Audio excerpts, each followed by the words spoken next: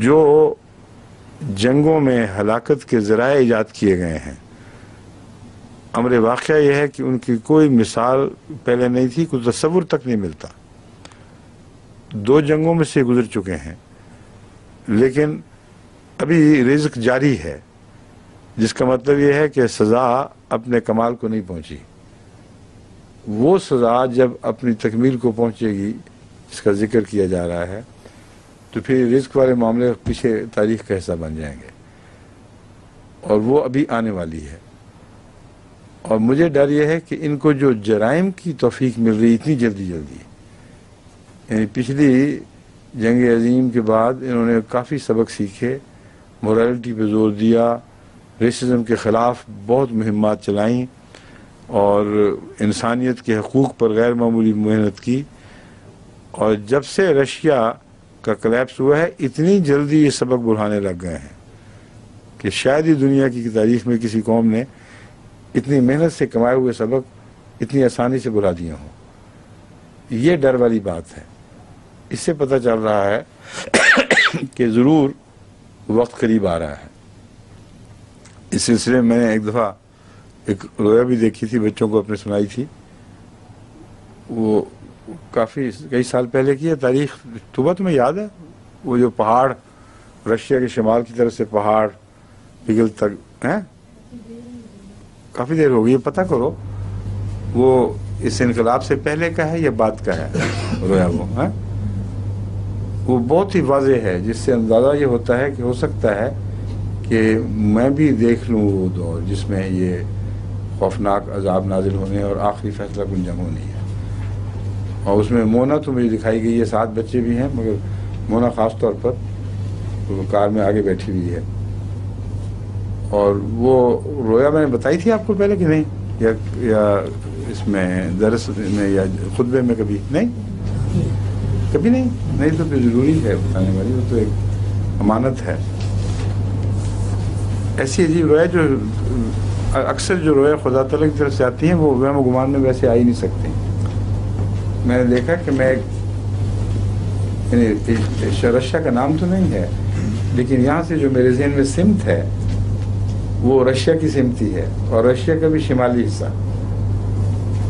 وہاں ایک بہت بلند پہاڑ ہے، میں وہاں کھڑا ہوں، اور وہ جو ماہرین ہیں زمین کی ساخت کے، جیولوجسٹ، کیسے بنی، آئس ایجز کیسے آئیں، کیسے پگھلیں، ان میں کوئی ایک چوٹی کا ماہر ہے جو مجھ سے سبق لینے کے لیے وہاں میرے ساتھ کھڑا ہے، اور مجھے کہتا ہے کہ مجھ سے پوچھنا چاہتا ہے کہ آئس ایج کس طرح تبدیل ہوتی ہے اور کس طرح اس کے بعد پھر دوسری عمر آیا کرتی، دوسرا زمانہ آیا کرتا ہے.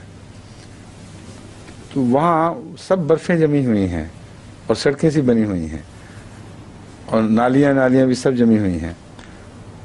وہ چوٹی ہے لیکن پھیلی ہوئی چوٹی، جس پہ سطح مرتفع جیسا ہوتی ہے. اس کو میں ساتھ لے کے چلاتا ہوں. دیکھو یہ سب برف جمی ہوئی ہے نا، یہ ساری یہاں سے جاتے ہیں. یہ دیکھو یہ کنارہ، یہاں پہنچ کر یہ جو برف کا دباؤ ہے یہ پانی کو آخر برف کو پگھلا دے گا، اور یہاں سے پھر پانی بہنا شروع ہوگا، اور پھر تیزی کے ساتھ یہ عمل بڑھ جائے گا. اور ایک دفعہ جب شروع ہوا تو پھر یہ ساری برف پگھل کے تو پانیوں میں تبدیل ہو جائے گی اور ایج بدل جائے گی جو تم چاہتے ہو. اب مجھے تفصیل یاد نہیں رہی، اس وقت میں نے بتائی تھی جو بچوں کو، بی بھی تھیں اس وقت، اتنی واضح تھی، وہ بڑی دلچسپ تفصیل، اگر لکھ لیتا تو اچھا رہتا. تو اس کو میں سب سمجھا کر کہتا ہوں کہ یوں برفیں پگھلا کرتی ہیں، یوں آئس ایج یعنی برف کا زمانہ نسبتاً گرم زمانوں میں تبدیل ہو جاتا ہے. تو وہ تعجب سے میری طرف دیکھتا ہے، کہتا ہے درست ہے یہ بات، اب مجھے سمجھ آئی ہے. حالانکہ جیولوجسٹ وہ ہے اور بات بڑی سادہ سی ہے، لیکن صاف پتہ چلتا ہے کہ روحانی تبدیلی کی طرف اشارہ ہے. یعنی لوگ منجمد ہیں، کوئی ان میں گرمی نہیں ہے، کیسے ہوگی. اس کے بعد میں وہاں سے نیچے اترتا ہوں تو نیچے ہماری کار کھڑی ہے، اس میں سامان لدا ہوا ہے جیسے سفر کی تیاری ہو، اور بی وغیرہ بیٹھے ہوئے ہیں، مونا بھی اگلی سیٹ پہ ہے. پیچھے سامان ومان بچے طوبہ وغیرہ سب پیچھے بھرے پڑے ہیں. تو میں یہ دیکھتا ہوں کہ وہ جو رشیا کے پہاڑ ہیں وہ برف پگھلنے کی بجائے، پہلے برف کا پگھلا ہوا نظارہ تھا نا، وہ چھوٹے پیمانے پر تھا. اب سارے پہاڑ بھربھرے ہو جاتے ہیں اور چوٹیوں سے ڈھلکنے لگتے ہیں. Wave after wave after wave, جس طرح لہریں چلتی ہیں اس طرح پہاڑ اتر رہے ہیں نیچے. جیسے کسی نرم چیز کے ڈھیر کو زیادہ اونچا کر دیا جائے تو خود بخود ڈھلکنے لگتا ہے، اور وہ ایک سمت میں آ رہے ہیں. اور میں دور سے دیکھتا ہوں نظارہ تو ساری دنیا بھاگی جا رہی ہے. اس قدر پینک ہے، قیامت آئی پڑی ہے. اور دیکھتا اس سمت میں ہوں جس طرف یورپ کا باقی حصہ ہے، اور لوگ چھوڑ چھوڑ کے دوڑ رہے ہیں. اور لگتا ہے کہ اب یہ جو بھرتے ہوئے پہاڑ ہیں یہ ہر چیز کو اپنی لپیٹ میں لے لیں گے. اب اس وقت میرے ہمارے ساتھی جو ہیں ان میں بھی مجھے تھوڑی سی گھبراہٹ ہوتی ہے کہ کیوں نہیں میں اب جلدی چل رہا. میں ان سے کہتا ہوں کہ مجھے کوئی فکر نہیں ہے، کیونکہ اللہ تعالیٰ نے وہ رستے بنائے ہوئے ہیں جن سے میں آرام سے نکل جاؤں گا، اس لیے کوئی گھبراہٹ نہیں. تو آرام سے بیٹھو، تیاری کرو، اور دروازے بند کر کے پھر ہم کار سٹارٹ کرنے لگتے ہیں تو بخواب ختم ہو گئی. اس سے میں یہ سمجھتا ہوں کہ وہ جو جنگ عظیم آئے گی آئندہ، اس میں کوئی دھماکہ رشیا کی طرف سے پہلے ہوگا، کوئی آغاز وہاں سے شروع ہوگا.